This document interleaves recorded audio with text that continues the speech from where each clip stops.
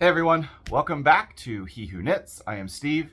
So today's video is a little bit of a sweater update. I've made a couple of sweater videos, if you remember, and if not, go ahead and take a look back. I was ambitious. I started 4 sweaters at the same time months ago. So here is kind of my big sweater update slash frogging confession. All right, so there were 4 sweaters again that I started. And I guess the best way to go through this is where I think I remember the order. So the first one was a cabled kind of shawl neck purple sweater. So hopefully you remember that. That one was completed. So there you go. You can see the cable work there. Shawl collar up here. It's kind of folded the wrong way, but there you go. You can see the collar. There's kind of the whole thing. If I bring it back, cables on the front, nothing on the back other than, so you can see it a little bit closer up there, the collar, the cabling. So pretty happy with this one. I love the color. I love the way it came out. So finished that one. So far out of the 4, there's 1. I did finish another one. And I got to the point where I kind of got bogged down. I thought 4 sweaters at the same time would be exciting and fun, and it would keep it real and new. But in the end, I found out that it kind of just weighed me down a little bit, and it got to be too much. So I finished the purple first because that's where I was the furthest along. The next one that I chose to finish is actually the last one that I started. But I figured because of the weight of the yarn, it's a bulkier weight, that it would go by pretty quickly. So, and it did. And I'm happy to say that I finished this. And this one actually is my favorite sweater that I've ever made so far. So here you go. You can see that this is my Icelandic sweater. I used black, gray, and kind of a cream off-white color. The neck's a little bit bigger. And it is going to be warm as anything. So there you can see the bottom, there's detail, the sleeves, you've got that, and then up at the top. So I've started making my sweaters in a large size. Generally when I wear most other things, I go with an XL. But sweaters I've found almost always I drop down to a large, because I've made a lot that ended up being really bulky and kind of unwearable. I didn't make a lot, but I've made 1 or 2. But the problem is I need the length of an XL. So when I'm making sweaters, generally the way it turns out for me now is I go with most of the large size measurements, but then I just adjust the length of the overall sweater for my torso, which is longer. And I know that probably most of you experienced knitters out there already doing that sort of thing, but that's something that I've kind of been learning along the way. It's only been a couple of years that I've been knitting now, so I'm still learning lots and lots of things along the way. Anyway, 2. So there you go. The 4 sweaters I started, there are 2. The other 2 did not fare so well, and I'll explain why. So first of all, the easiest one to explain, if you remember correctly, and if not, go ahead and take a look back at the video. I was making a Fair Isle type of sweater, and it was beautiful, if I do say so myself. It was a really nice looking sweater. Lots of different colors, the patterns. I was kind of creating my own patterns out of a book. Everything was working really well, and I probably had, I don't know, I was getting close to the cutoff, because it was bottom up, cutoff for the armpit area. And then I realized that I didn't make any of the increases along the way. So what was going to be kind of a nice snug sweater to begin with was derailed by the fact also that I didn't make any of the increases. Totally my fault. Probably why you shouldn't do 4 sweaters at the same time. I'm going to do a Fair Isle sweater again in the future because I do love the pattern and I enjoy doing it. But when you get that far and you realize that you've made a mistake, there's really only one thing you can do, and that is to frog it. And I love that term. And oddly enough, I find frogging strangely satisfying. I love watching it come apart. Is that weird? Let me know if you like doing that sort of thing too. Once you mentally get over the fact that you're destroying something that you've put some time into, it's actually kind of fun.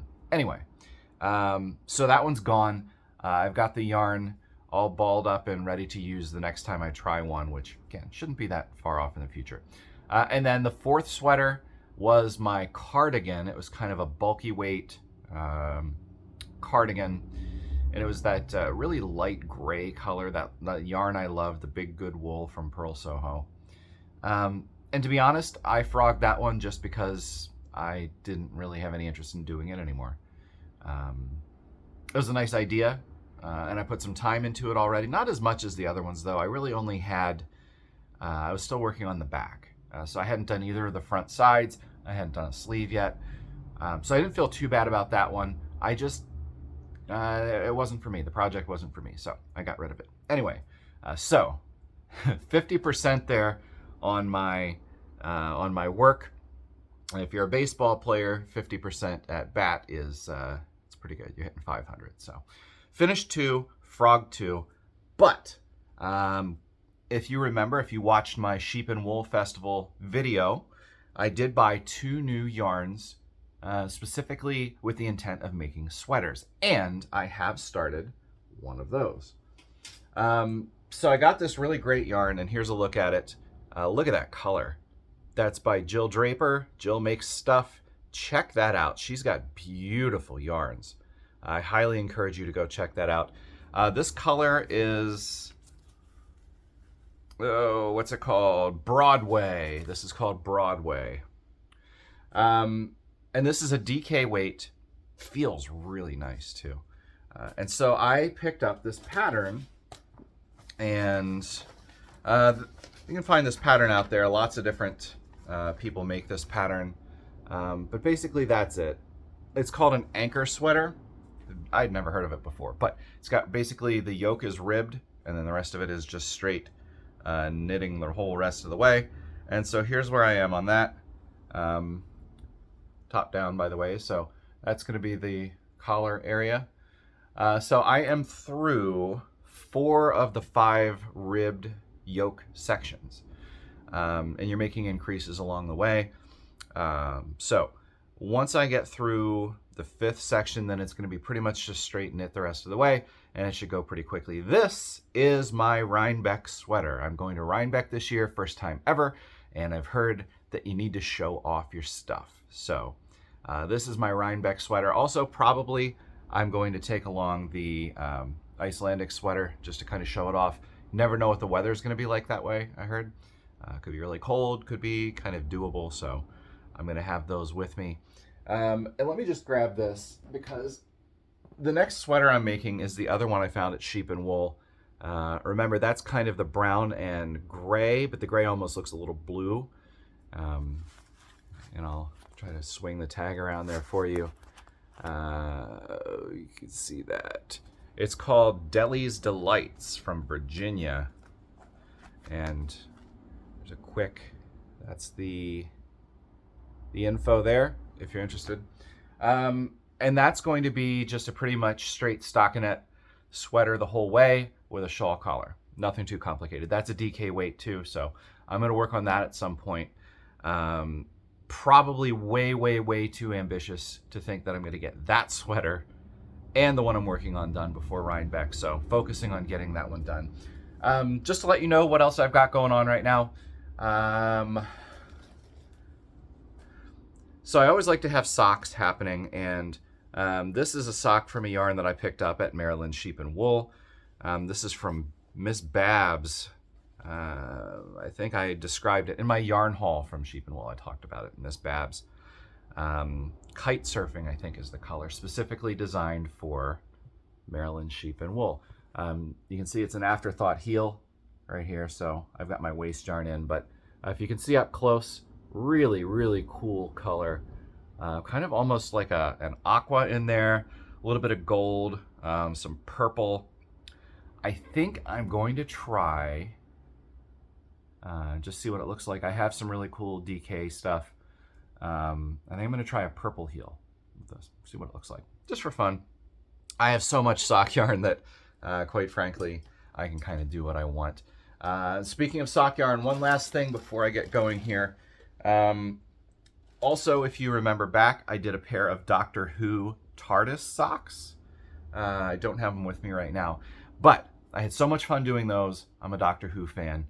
And I got some Doctor Who themed yarn at Maryland Sheep and Wool. Into the World is the name of the yarn dyer there. But I've designed my own pattern for another Doctor Who sock. It's a Dalek. Really cool websites, a bunch of them out there that you can go on and kind of plug in a photo or design your own pattern if you're interested in doing that. So I designed that. You can see all the rows and everything.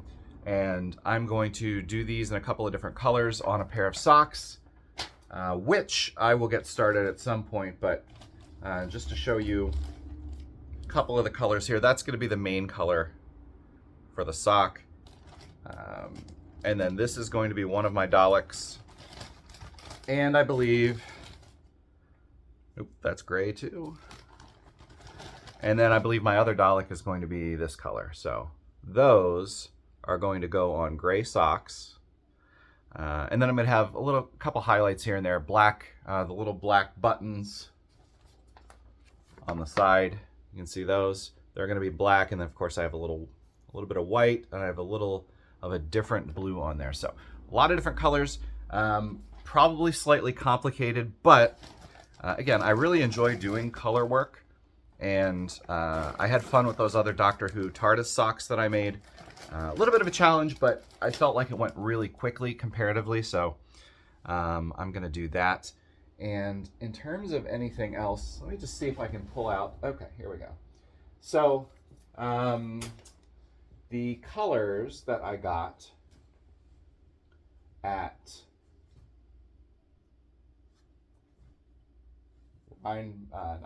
Maryland Sheep and Wool. Oh, where are they? I've got a whole bin full of yarn here. It's the trouble with being a yarn addict. Anyway, I showed you in another video the Vampires of Venice colorway, the Doctor Who one from Into the World. And there's a little tag, Into the World. I liked it so much, I went on their website and I found a color called Whovian, and I really liked it. There's a look at that. And I can tell you that even on camera, it doesn't really capture the full effect of the color swirl of this yarn. But I liked it a lot, so I'm gonna make some socks out of that too, because again, I'm a huge Doctor Who nerd. And that's how that's gonna be. Otherwise, nothing else new to report. I'm going to be working on those projects for a little while. Again, let me know how you feel about frogging. Tell me your frogging horror stories if you have them, or if you just really enjoy doing it. Or maybe it's a little bit of both. I am, as I said, going to Rhinebeck this year, the first year that I'm going. So let me know if you're going too. I'm always happy to talk to people in person. I think that's part of the enjoyment of going to something like that. So you know, let me know. I'm not afraid to say hi to anybody in person. Happy to talk knitting, yarn, whatever, because I think it's fun. That's what we do. Otherwise, I think that's all. Looking at my cart here, that's all the knitting related stuff that I've got today. But thank you very much for joining me again. If you'd like to subscribe and do all the stuff that all the other channels tell you to do, I'm not really too concerned about that. If you like what I do, then you probably come back and watch some more. So that's it. Thank you very much. Have a great day.